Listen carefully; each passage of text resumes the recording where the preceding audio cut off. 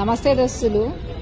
కొంతమంది బీఆర్ఎస్ నాయకులు అందరిని అంటే కొంతమందిని అంటున్నా, ఎమ్మెల్యే ఎంపీ అతను ఒక మినిస్టరు సీఎం అనే తేడా లేకుండా నోటుకొచ్చినట్టు వాగుతారు. చిన్న మాట మేమంటే మాత్రం దానికి గలీజుగా ఆడ మగ తేడా లేక వాళ్ళ ఇంట్లో పిల్లలే లేరు, మాలాంటి బిడ్డలే లేరు, ఉండి చచ్చిపోయినరు, అక్క చెల్లెలే లేరు, ఎవడో చంపేసిండు ఉన్నా గాని అనే విధంగా బ్యాడ్ కామెంట్లు పెడతారు. సిగ్గుశరం లేని నా కొడుకులు, లత్కోరు నా కొడుకులు. అవునరా, మరి మీ పావని గౌడు ఏం మాట్లాడతారా? బర్రే, ఆ బర్రే ఏమని మాట్లాడుతుందిరా? ఇదందరూ ఇక్కడ ముందే చెప్తున్నా బ్యాడ్ కామెంట్లు.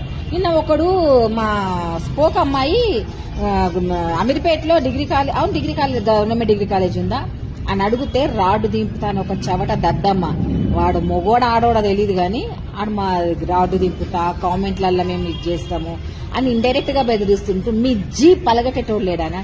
అరే రేవంత్ అన్న ఒక్క కనుసైరే చేసిందనుకో మీ పరిస్థితులు చాలా ఆగమైతాయి.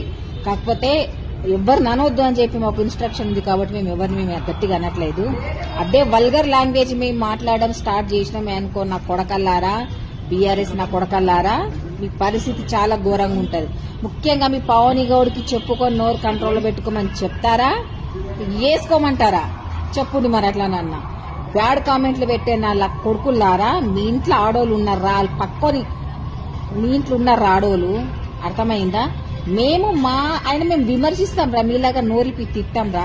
మీరు లేరురా, మాలాంటి వాళ్ళు చచ్చిపోయినారా? మీ ఇంట్లో మీ బిడ్డలు చచ్చిండ్రా, మీ అక్క చెల్లెలు చచ్చిండ్రా, మీ పిల్లలు చచ్చిండ్రా? అలా నా కొడుకులారా, మీ నోట్లో ఊరు మంది బట్టి పోయ్యా.